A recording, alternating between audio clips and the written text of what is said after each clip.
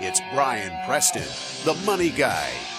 The second thing, Bo, that kind of plays into this is you can't control the macroeconomic events that are out there in the world. Yeah, so often those first things that we can't control will end up impacting these second things that we can't control.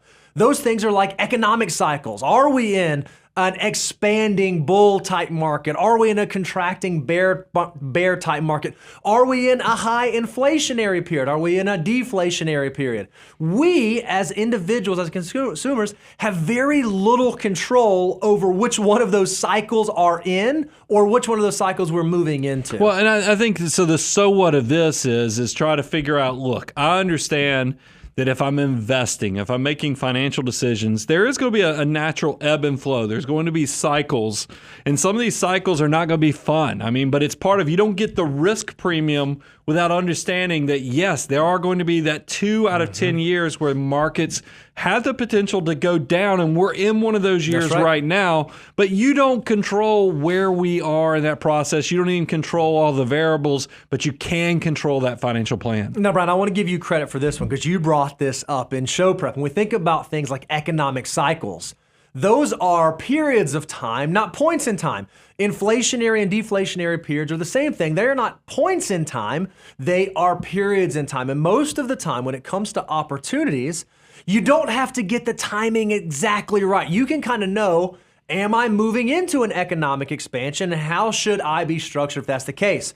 Is it likely that we're going to see inflation, and what are the things that I can do to help combat that? It's not something that moves incredibly quickly. I think the language you use, Brian, is that the opportunities are big enough that you can drive a truck through, that you can kind of see it. I think a lot of people, when they look at success, they think that was a moment in time I wish I'd have taken advantage of. Man, those people got lucky. They stuck the landing and they bought on that specific day. But that's not my experience. What I've actually seen is there are periods of opportunities, not moments. I mean, it really is. And that's why I talk about you can drive a truck through it. And we're in one of those periods right now. Because I shared this. I was on a call just yesterday sharing with a client who had some market concerns. And I was like, look, the thing is that we will make it through this period. And you will look back. But this is the peak opportunity to take advantage of the downturn in the economy. So, and what I mean by this is that what is perceived by you as risky, let's say equities, right now feel like they're risky because there's a lot of volatility, a lot of price fluctuations, might in the long term actually be the safest place to play your money right now. And then what is really feels safe and comfortable right now, like cash, might in the long term be an extremely risky thing because the purchasing power is being completely gobbled up by this inflationary pressure. So I'm going to repeat that.